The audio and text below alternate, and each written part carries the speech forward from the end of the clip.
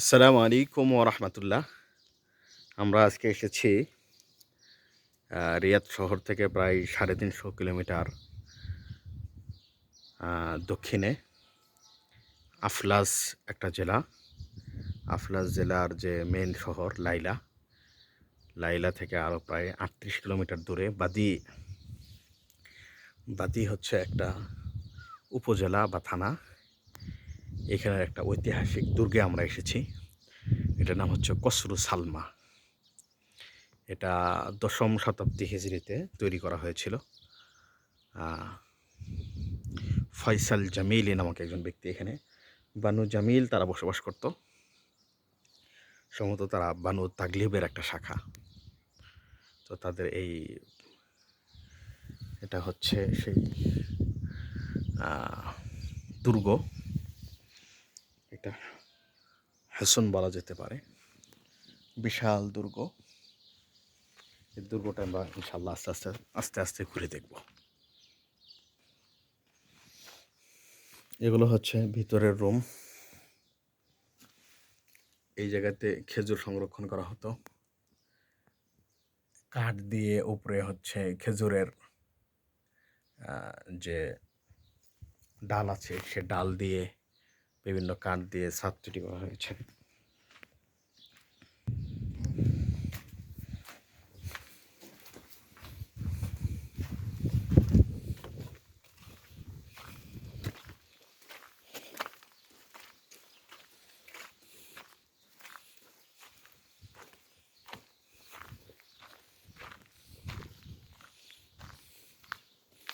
হেদা মুমকিন কসরুল আমির।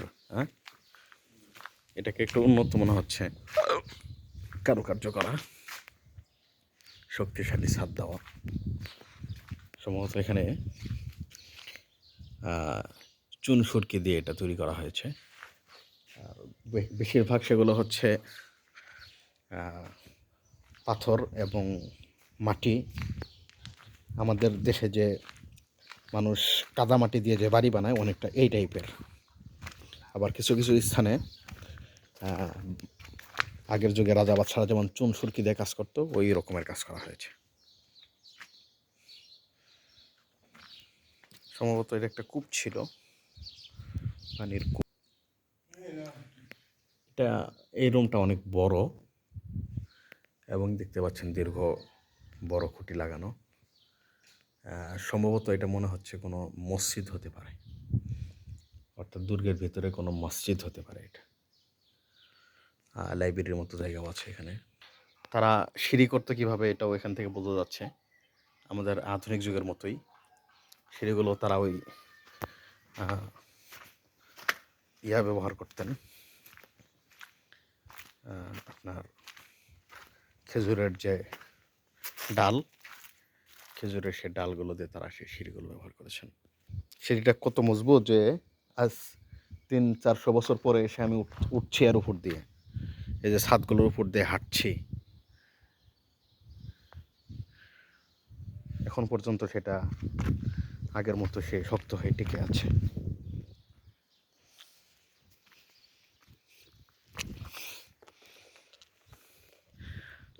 এবং দুর্গের প্রত্যেকটা কর্নার যে দেখছেন, কর্নারে সেখানে হচ্ছে সৈন্যরা থাকতো পাহারা দেওয়ার জন্য। এবং এটা বিশাল এলাকা, ওই যে দেখতে পাচ্ছেন, বিশাল অঞ্চল নিয়েছিল এটা। সম্ভবত এটা একটা কোনো একটা মানফাদ, মানে দুর্গ থেকে পালানোর জন্য ছোটোখাটো জায়গা, লুকানো জায়গা। এবং বিশাল ওয়াল দেখতেই পাচ্ছেন, কত দূর পর্যন্ত সে একটা ওয়াল। চারপাশে ওয়ালটা বলা যেতে পারে যে 2 তলা বা 2.5 তলা বা 3 তলা পর্যন্ত ওঠানো। কসরু সালমা।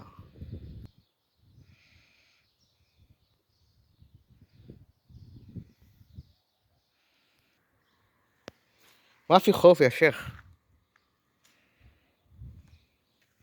একটা দুর্গ যেখানে সকল প্রকার সিস্টেম ছিল, 2 তলা বাড়ি, বসবাসের সুন্দর জায়গা,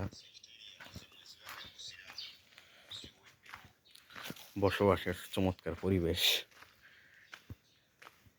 খাদ্য ভাণ্ডার, গুদাম ঘর, সকল কিছুর ব্যবস্থা ছিল।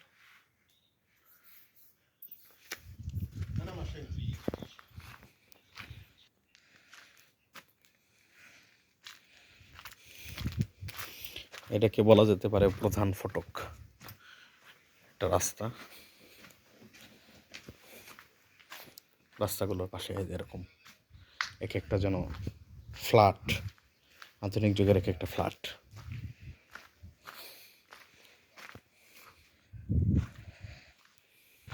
এখানে মনে হয়েছে পরবর্তীতে এটা সম্ভবত সংস্কার করা হয়েছিল কিছুটা। এখানে আধুনিক যুগের যে ব্লক সিস্টেম বসানো হয়েছে।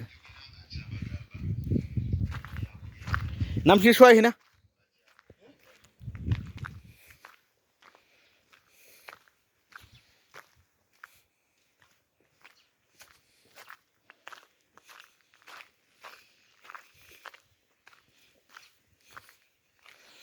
বিশাল অঞ্চল এটা। সম্ভবত পরবর্তীতে এখানে মানুষজন হয়তো বসবাস করেছে। এই ঘরটা দেখে মনে হচ্ছে আধুনিক, কিছুদিন আগের বা কিছুদিন আগে হয়তো এখানে মানুষজন বসবাস করতো। এখানে টিন লাগানো আছে।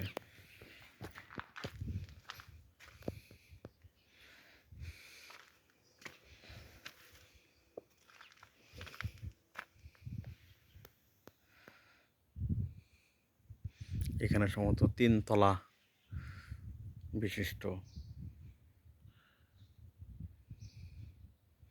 ওই কর্নারটা দেখা যাচ্ছে, ওখান থেকে হচ্ছে সেনাবাহিনীরা পাহারা দিত প্রাসাদকে।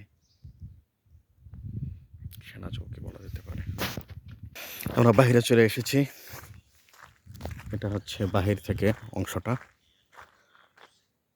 এবং এই দুর্গটার পরিধি সম্ভবত অনেক বড়।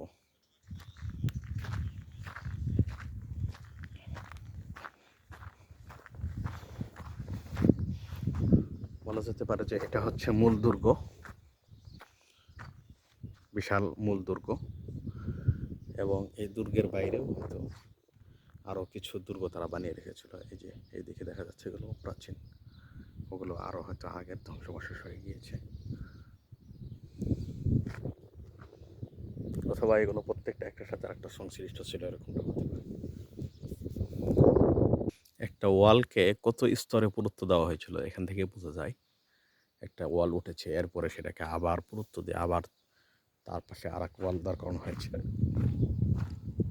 এভাবে একটা ওয়ালকে 4 মিটার 5 মিটার পর্যন্ত পুরুত্ব করে এই দুর্গটা নির্মাণ করা হয়েছিল।